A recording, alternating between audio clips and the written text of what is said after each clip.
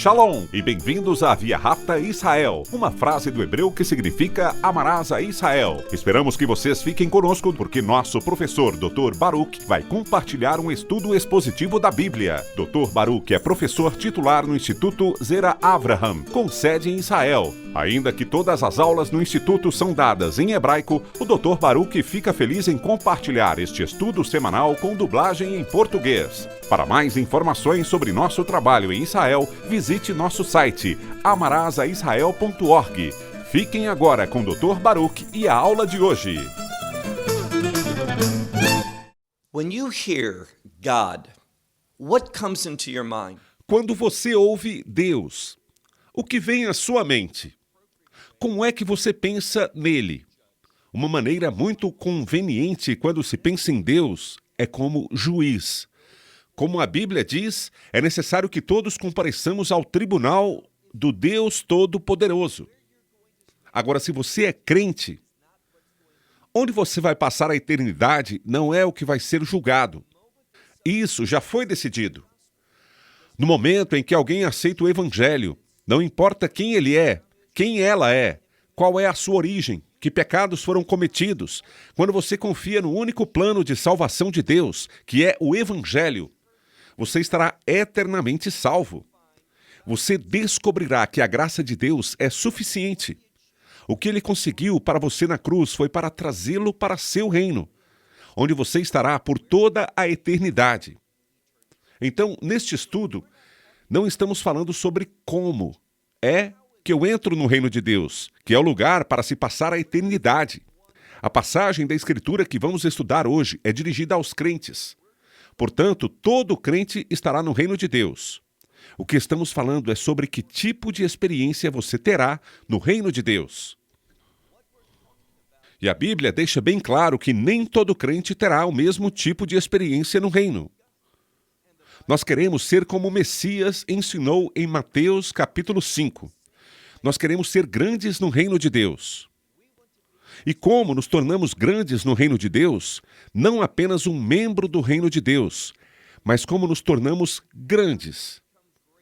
A resposta é servindo a Deus, fazendo as coisas que Deus nos chamou para fazer, sendo fiel ao que Deus disse que Ele quer que cada um de nós faça.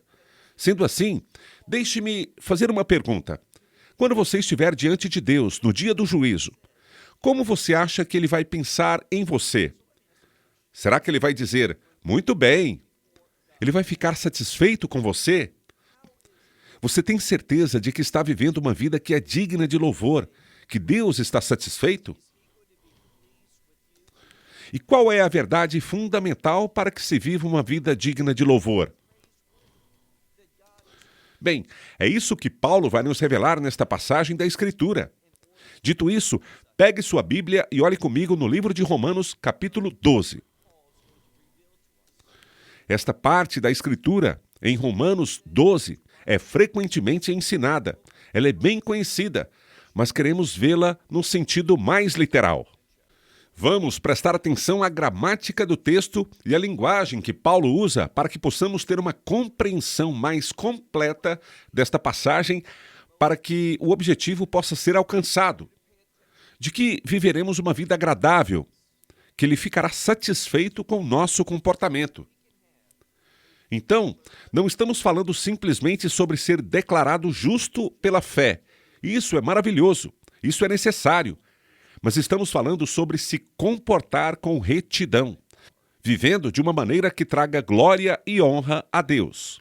Portanto, o que Paulo diz aqui? Olhe, por favor, no versículo 1. Romanos capítulo 12, versículo 1. Ele diz, portanto. A palavra portanto nos faz lembrar do que Paulo acabou de dizer, daquilo que o autor havia revelado antes. Portanto, se olharmos, vemos que Paulo disse na conclusão do capítulo anterior, o capítulo 11, ele falou sobre como devemos ser pessoas que o glorificam. Ele diz, a Ele é a glória para sempre. Então, nós precisamos viver uma vida que o glorifique. Por isso, pergunte-se a si mesmo, como estou me saindo com relação a isso? Será que estou vivendo uma vida que traga glória a Deus? Será que estou vivendo uma vida que o fará ficar muito satisfeito com o meu desempenho? Repetindo, ressalto que é possível que alguém diga: mas nós não somos salvos pelo nosso desempenho. Isso é verdade. Isso é totalmente verdade. Nós não somos salvos pelo nosso desempenho. Mas não estamos falando sobre como alguém se salva. Nós estamos conversando com crentes. E se vamos viver uma vida que agrade a Deus, devemos cumprir o propósito para o qual Ele nos salvou, ou seja, que é glorificá-lo. Paulo então diz: a Ele seja a glória. Esse é o objetivo. Assim, estamos vivendo uma vida que o está glorificando. E como nós fazemos isso? Bem, veja o versículo 1, que diz: portanto, e esse é obviamente um ponto muito importante, porque ele diz aqui, usando uma palavra em grego que muitas vezes é traduzida por eu exorto vocês. Essa é uma palavra que implica no encorajamento muito forte. Então, é uma exortação. Ele diz: eu exorto vocês, irmãos. E isso é muito importante, porque ele está falando para irmãos e irmãs na fé, companheiros crentes. Tudo que Paulo vai revelar nesta passagem da Escritura é para os crentes, os que são salvos, aqueles que estarão no reino de Deus. Vou falar de uma forma mais simples. Você deve ter certeza de que estará no reino de Deus. Por quê? Nós acreditamos isso há um motivo. Não se baseia em mim, em minha atuação, onde eu passo a eternidade. Se for no reino de Deus ou fora do reino de Deus, não depende de mim, mas sim depende do Messias. Se eu recebo, se aceito a obra do Messias pela fé, buscando sua graça, eu estarei no reino de Deus. Não depende de mim, mas do que ele fez por mim, naquele que ele se tornou por mim. Assim, por ele, eu sou eternamente redimido. E se alguém ignorar o que ele fez, então essa pessoa estará eternamente perdida. Essa pessoa não tem esperança alguma.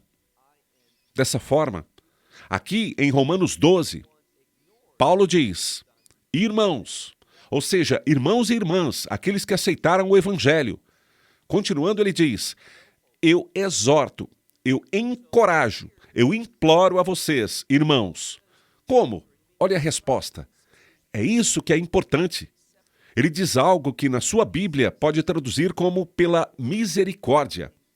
Essa é uma palavra que é melhor traduzida como compaixão, pois fala sobre um olhando pelo outro, com compaixão por ele. E a compaixão pode ser uma palavra de ação. Leva alguém a fazer algo. E o que está escrito aqui, pela compaixão de Deus. Deus olhou para a nossa condição espiritual. E ao ver que a nossa condição espiritual, estando perdida, estando em pecado, estando separada dele, no que isso resultaria? E Deus se comoveu tantas vezes nos evangelhos.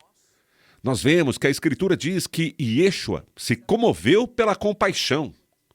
E toda vez que ele se comoveu pela compaixão, ele fez algo.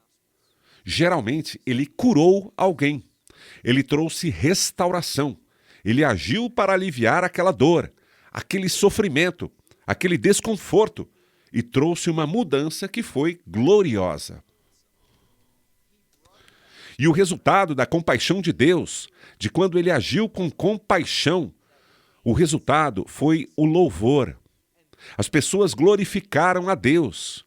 Elas viram o poder de Deus, o amor de Deus, e elas o glorificaram. Assim, vou ler mais uma vez. Portanto, eu imploro a vocês. Essa é uma forte palavra de encorajamento. Eu exorto vocês, irmãos, pela compaixão de Deus, que façamos algo. Quando entendemos a compaixão de Deus, como ele agiu para mudar nossa eternidade, isso vai trazer uma mudança. Que mudança é essa? Ele vai nos dizer, Paulo diz aqui, para apresentar seus corpos. Aqui vemos uma palavra que implica em oferecimento, uma palavra de sacrifício, para que apresentemos nossos corpos. É a implicação, e a implicação é que apresentamos nossas vidas a Ele. Como? Ele nos diz muito especificamente, em sacrifício vivo. Então devemos viver uma vida que seja oferecida a Ele como sacrifício, contanto que estejamos vivos, pois está escrito, um sacrifício vivo. Lemos aqui, para apresentar seus corpos em sacrifício vivo. Como faço isso? Observe agora a próxima palavra, que é a palavra santa. E como eu já disse muitas vezes, para entender o conceito bíblico de santidade, a santidade está sempre ligada aos propósitos de Deus. Então, eu vivo uma vida oferecida em sacrifício a Ele, buscando, agindo, querendo cumprir os propósitos de Deus. Agora preste atenção nisso, não há exceções. Se você recebeu a compaixão de Deus, mas veja, há uma relação específica entre compaixão e graça. Deus foi movido pela compaixão e, portanto, Ele disponibilizou a graça. Como Ele fez isso? Por meio da cruz. E a graça vai nos mover para os propósitos de Deus. Preste atenção. Quando formos salvos pela graça, essa graça não apenas nos salva, ela faz isso, ela nos salva eternamente. Mas também ela nos moverá, ela vai nos dar o desejo de cumprir os propósitos de Deus. Eu sou salvo cumprindo os propósitos de Deus? Não, não é. Nem você nem eu. Nós somos salvos pela graça, por aquilo que Ele fez por nós. Mas tendo recebido essa graça não só vai nos salvar, mas vai nos fazer mudar e fazer com que sejamos comprometidos com os propósitos de Deus. De novo, Paulo diz, para apresentar seus corpos como um sacrifício vivo, santo, ou seja, de acordo para os propósitos de Deus. Logo depois vem uma palavra que significa duas palavras gregas, a palavra que significa agradar, e há um prefixo anexado a ela, que significa bem, ou seja, bem agradável. Viver uma vida que agrada a Deus, em que Ele está satisfeito com isso de maneira extraordinária. É para isso que fomos chamados. E você está fazendo isso? Você tem o desejo de fazer assim? Se você entender a compaixão de Deus, você vai querer apresentar seu corpo como um sacrifício vivo, segundo os propósitos de Deus, de ser bem agradável a Deus. Depois, Paulo diz, você é racional. É dessa palavra de onde obtemos o termo lógico em português. Esse é o culto racional de vocês. Então, tendo sido salvo, sou chamado para servir a Deus. E o objetivo de servir a Deus é segundo seu propósito, de forma que eu possa ser agradável a Ele. Dessa forma, no dia do juízo, se eu fizer assim, se eu me submeter a isso, se eu for movido pela graça, como resultado, Ele ficará muito satisfeito comigo, porque vivi uma vida de sacrifício muito agradável a Ele. E Ele então vai dizer, muito bem, e vai me reconhecer como seu servo. Neste momento, passemos para o versículo 2, onde Paulo nos diz o que devemos fazer, como também ele vai nos dizer o que não devemos fazer. E será desastroso se nós falharmos aqui. Paulo diz no versículo 2, não se conforme com esta época. A palavra época representa o mundo e a cultura do mundo. Então, o que ele está dizendo? Não importa quando se vive, não se conforme. Isso é, não se torne semelhante. Não deixe o mundo e seu caráter, sua cultura, influenciar em você. Não seja mudado pelo mundo. Nós somos chamados conforme vivemos uma vida agradável, de acordo com os propósitos de Deus. Somos chamados a trazer mudanças ao mundo. não para sermos mudados pelo mundo. É isso que ele está revelando.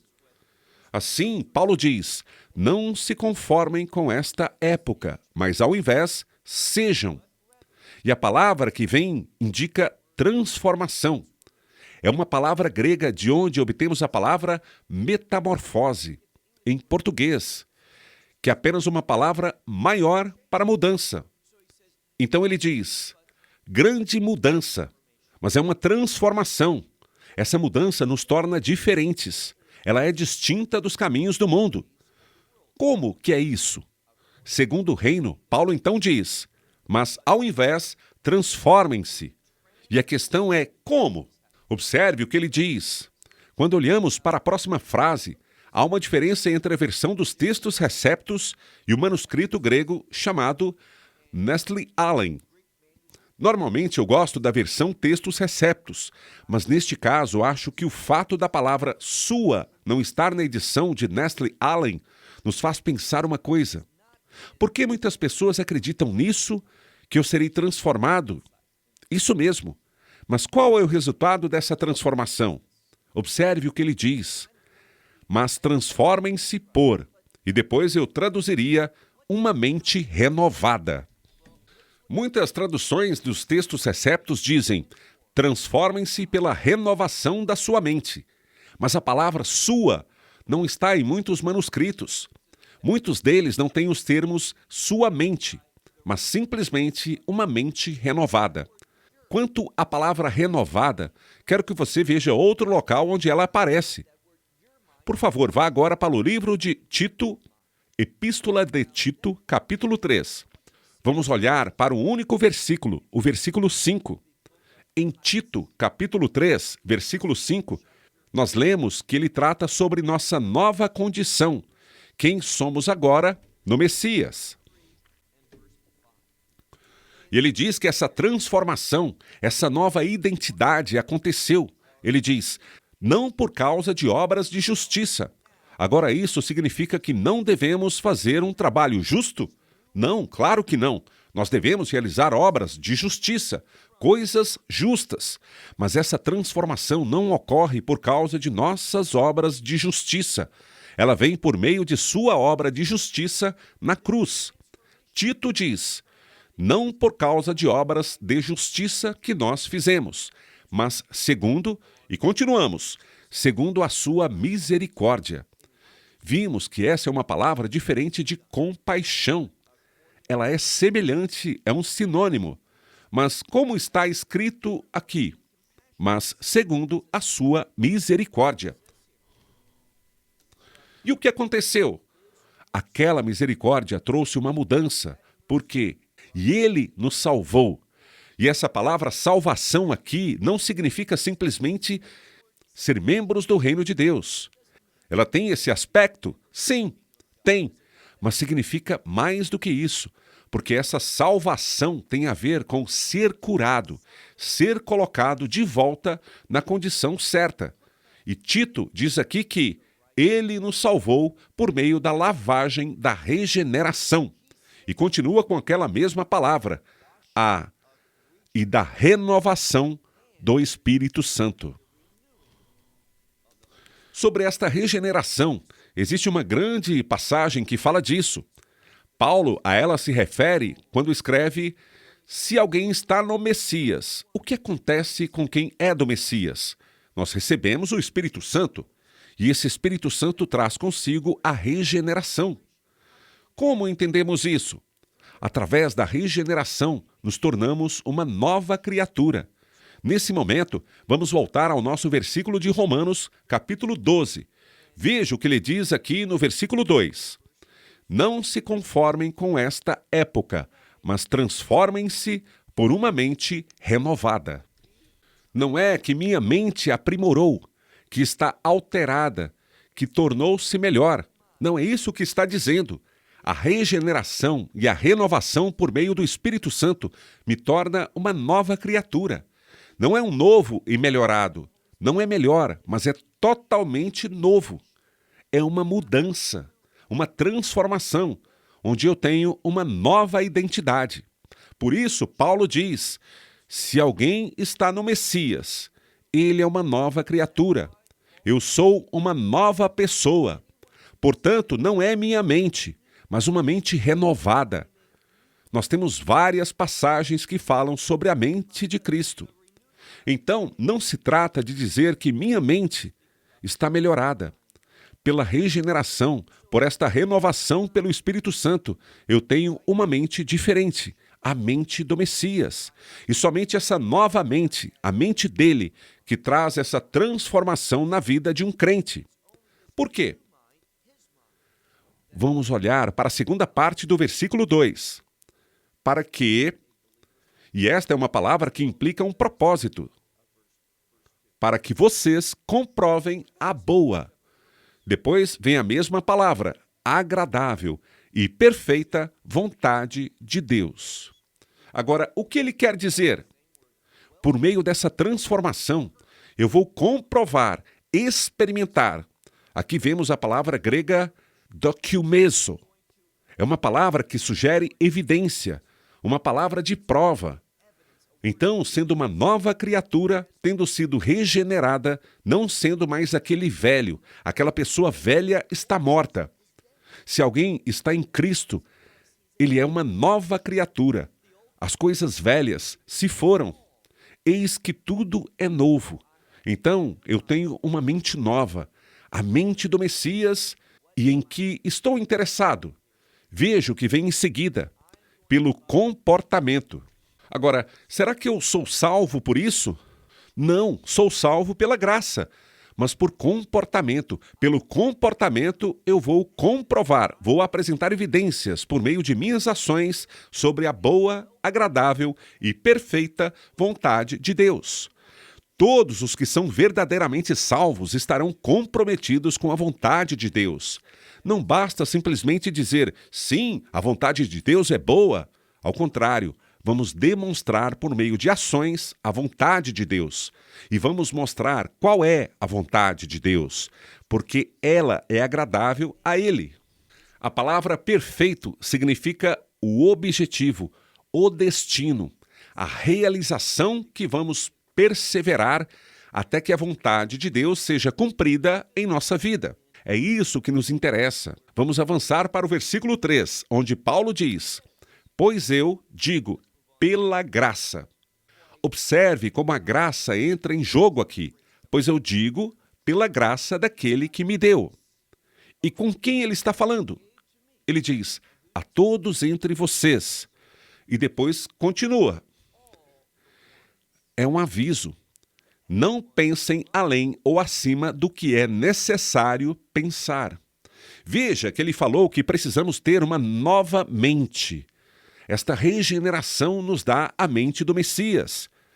E nós não devemos pensar além do que é necessário. Muitas vezes, e eu não quero ser crítico, mas muitas vezes eu ouço as pessoas falando sobre sonhos. Do meu ponto de vista, quando você falar sobre sonhos, seja muito, muito cauteloso, porque há tantos falsos mestres, falsos profetas, e eles enfatizam sonhos e dizem coisas como sonhe grandes sonhos. Onde você encontra isso na Bíblia? Quando foi que alguém foi orientado a sonhar sonhos grandes? Deus nos dá sonhos. Esta palavra está relacionada à palavra hebraica razon, que é visão. Ela significa nós queremos sua perspectiva. E ele diz aqui, olhe com bastante cuidado, pois eu digo a vocês, pela graça daquele que me deu, e ele diz isso a todos entre vocês, não pensem acima ou além do que é necessário para pensar. Mas pensem, como? A ter uma mente, um espírito sóbrio, ou seja, pensar de acordo com a verdade de Deus. É isso que é ter uma mente sóbria, ser reflexivo com relação à verdade de Deus. Depois ele diz, continue lendo, para cada um, conforme a medida da fé que Deus repartiu. Agora aqui, neste contexto, a palavra fé está relacionada ao chamado. Então precisamos pensar apropriadamente com base na medida da fé que Deus nos deu para completar o chamado que recebemos dele. Tudo se baseia, e o contexto nos confirma isso, na vontade de Deus para a nossa vida, que precisamos pensar sobre a revelação de Deus de forma apropriada. E Ele nos deu a fé, esse chamado, e a medida da fé para cumprir esse chamado.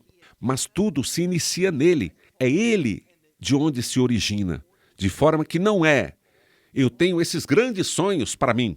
Esse pensamento está enraizado no orgulho, não na revelação de Deus. Agora vamos ao versículo 4. Paulo diz: assim como em um corpo temos muitos membros, mas esses muitos membros não têm todos a mesma função. Perceba aqui que temos que descobrir qual é o nosso chamado, que é baseado na fé que Deus nos deu. Essa fé para cumprir o chamado do Deus vivo sobre nossa vida. Assim, nós não temos todos a mesma função. Em vista disso, olhe agora para o nosso último versículo, o versículo 5.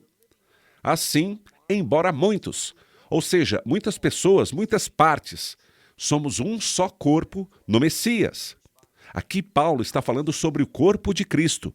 E ele diz que dentro do corpo de Cristo, que poderíamos entender como a congregação da redenção, a igreja, há muitas pessoas, muitos membros. E veja o que ele diz na última parte do versículo 5. Porém, mesmo embora haja muitos, ele diz: mas cada membro, cada pessoa, segundo, depois ele diz, uns com os outros. Agora eu percebo que essa frase está quebrada, é um tanto difícil de entender, mas é isso que ele está dizendo. Embora no corpo de Cristo a igreja tenha muitos membros, nem todos nós temos a mesma função. Deus não nos deu o mesmo chamado, nem a mesma medida de fé, mas há algo em comum, que cada membro. O que devemos fazer? Nós devemos servir, nós devemos fazer segundo. Veja o que ele diz. Nós fazemos segundo uns com os outros. Ou seja, nós somos chamados a servir uns aos outros, para a melhoria do quê? Do corpo inteiro. É isso que precisamos pensar. Deus nos transformou para sermos uma bênção uns para os outros, para que possamos ajudar uns aos outros em cada pessoa se movendo cada vez mais de acordo com os propósitos de Deus, para fazer a vontade de Deus. Este é nosso chamado como crentes no Messias e Yeshua. Até a próxima. Shalom, desde Israel. Till next time, shalom from Israel. Esperamos que você tenha desfrutado da aula de hoje e que possa compartilhá-la com outros. Te convidamos a participar e nos acompanhar a cada semana, a esta hora e por este canal, em mais um episódio de Amarás a Israel. Para mais informações em português, visite amarasaisrael.org, onde encontrará muitos outros estudos realizados pelo Dr. Baruch. Até a próxima semana. Que Deus, nosso Messias e Yeshua, nosso Senhor Jesus Cristo, te abençoe durante a sua caminhada com Ele. Shalom, desde Israel.